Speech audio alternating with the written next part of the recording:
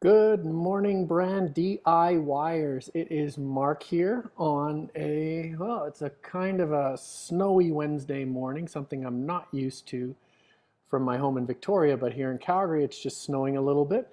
And once again, as for the rest of this week, I'm at Work Nicer, which is a very cool workspace. And I want to give a shout out to the folks at Work Nicer and also my friend Jeff Jackson at Bode, that's Bode, who is also a Work Nicer member and a brand DIY member who made this all possible. So I want to give a big shout out and props to Work Nicer and to Jeff Jackson of Bode.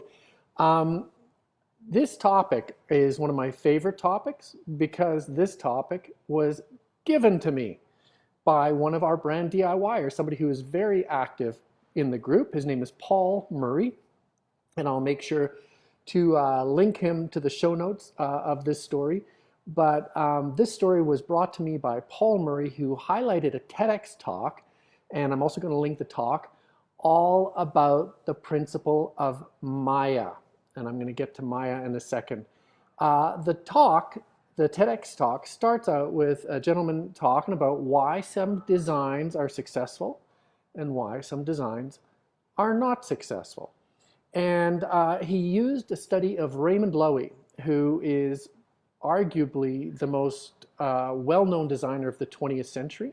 Raymond Loewy designed the Greyhound Bus logo. He designed the graphics for Air Force One, the president's jet. He famously designed the Lucky Strike Pack to make it appeal to a more widespread audience, etc., etc., etc. The man was prolific, and he had unbelievable number of hits, pieces of design that are still current today and still look as vital and fresh as they did in the 1950s when he designed them. So someone asked Raymond Loewy how he managed to create so many designs that turned into hits. And he said it was the principle of Maya, which is most advanced yet acceptable. And if you think about it, I'm going to explore it here just a little bit, you're going to start to understand why the principle of Maya, most advanced yet acceptable, is such a brilliant philosophy for anyone like ourselves who are bringing new products to the market, who might be communicating about new products, or who might just be introducing new ideas. This is something that I deal with every single day. So I want to start this with a story. Back when I got my start in advertising, I was working in Hong Kong. And back then, mainland China was not what mainland China is today. Mainland China was still, from a consumer point of view, very controlled and just starting to open up a little bit. And people there were hungry for product, but I remember stories of smugglers who would smuggle VCRs, video cassette recorders, and consumer goods like Walkmans into mainland China. And they would be chased. They'd be driving these high-speed boats, and they would be chased by police boats, and they would have machine gun battles in the passages between Hong Kong and mainland China, where they would drop off their bootleg video cassette recorders. That was sort of the state that China was in.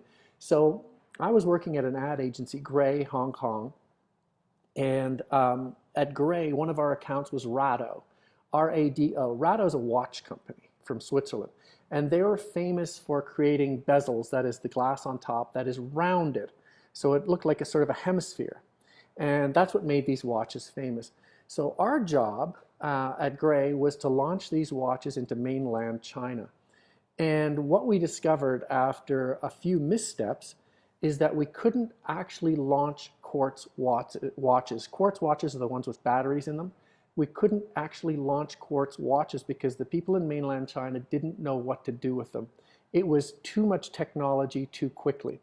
So we created a rollout in which we first launched Rado winding watches, the ones that wound by hand that you wound up every day. And then pretty quickly after that, we followed that by self-winding watches, the watches that wound when you moved your arm. And only after a year or so did we actually introduce quartz watches. because the people were not ready for these dramatic new innovations, and the infrastructure wasn't set up. So the quartz watches didn't work when we first launched them. People just didn't want them. So that is kind of the Maya principle in action. People love new. In this TEDx talk, the gentleman talks about the #1 word in marketing for the latter half of the 20th century. And that word is new. We are a culture obsessed by newness. However, as any psychology worth their salt or mom will tell you, new is also a very uncomfortable thing. People don't naturally gravitate towards new. They're attracted to it. However, adopting something very new is a bit of a sketchy situation. Most people want to be comfortable.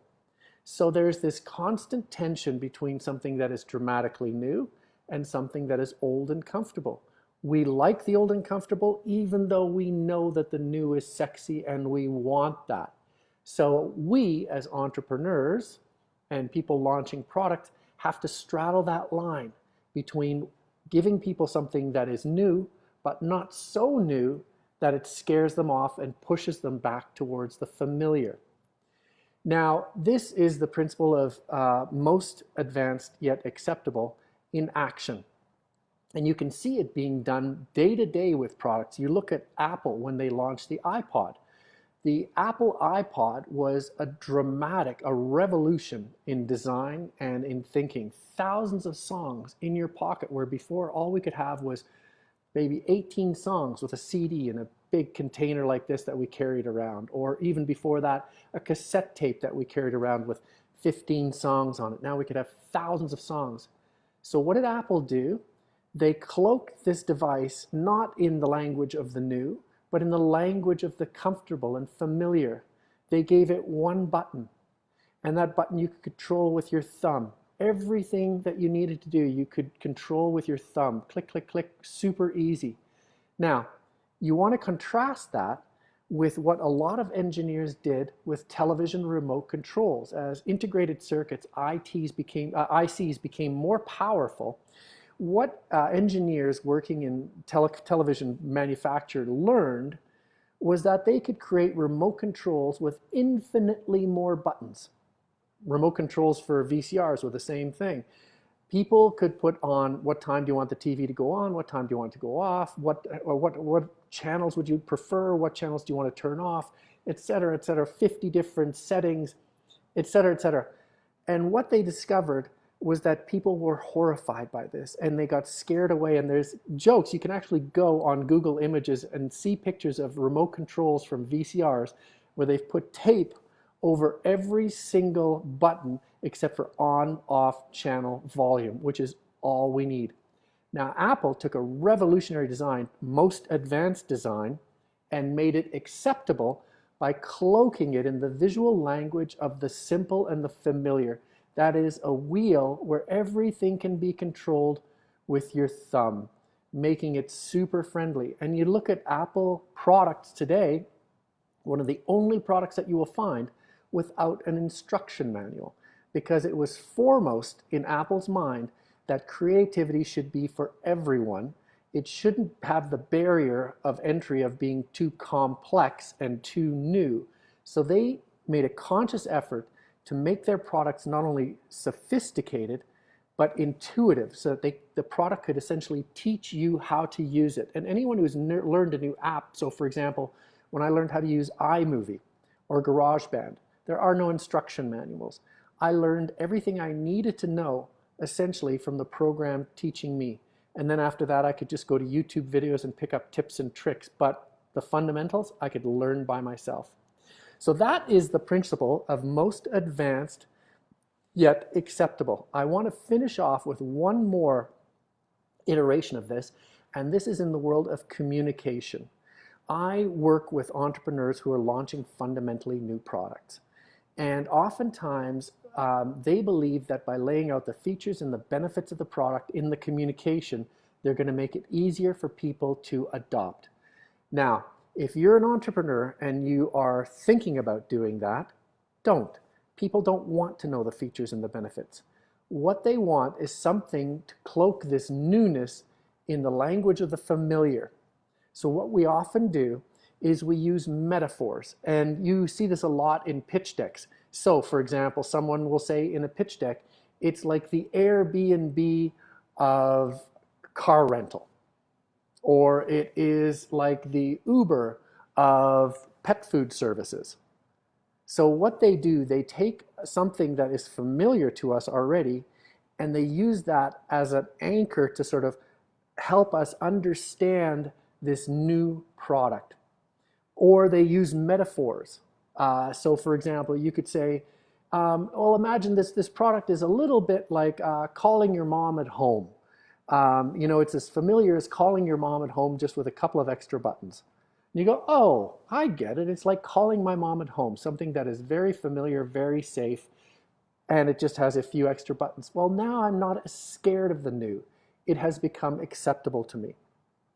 So that is Maya, most advanced yet acceptable. It's the design principle that helped Raymond Loewy create hit after design, hit after hit.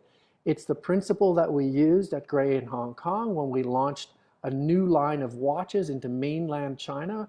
We had to launch them from a winding watch to a self-winding watch and finish with a quartz watch, because that was the speed at which the people wanted to adopt these new products. They had no exposure to quartz watches before. And that is why Apple cloaked this dramatic innovation, the iPod, this super new thing, in the language of simplicity and familiarity, a thumb wheel, and why their products, while being super sophisticated, teach you how to use them so they don't scare you away. It's acceptable to us. And finally, it's why, when we're communicating, that we don't just talk about features and benefits and how dramatic and future whiz-bang they are. We always pull back with metaphors. It's like the Betty Crocker of tablecloth. It's like the refrigerator of computer services. We cloak something that is dramatic and new in the language of what is familiar, safe, and accepted. And all of this comes back to a very human need. We're attracted to new. As a species, we're attracted to new shiny things, but at the same time, we're afraid of these new shiny things, and that drives us back to the familiar. A successful launch, a successful entrepreneur has to straddle that line between the new and shiny and the familiar, so that their consumers will gravitate to constantly having new stuff fed to them without recoiling in fear. So I hope that helps. And thank you very, very much for dialing in. I see I got one comment here from Chris Whiteley, my guest from yesterday. He said, my 1-year-old can take my phone, open the photos, and scroll through. Apple has done a fantastic job. Couldn't agree with you more. You want to talk about Maya, most advanced yet acceptable. The poster company for that is Apple. You take the most sophisticated piece of technology and make it so simple that a 3-year-old without instruction can figure out how to use it. Hope you have yourself a terrific Wednesday, and don't forget, tomorrow, Thursday, we have an entrepreneur in the Entrepreneur Hot Seat. We're going to dissect one of their challenges and hopefully solve it for them right here on the live stream. But until then, have yourselves a great day, and I hope it's not snowing like it is here. Take care.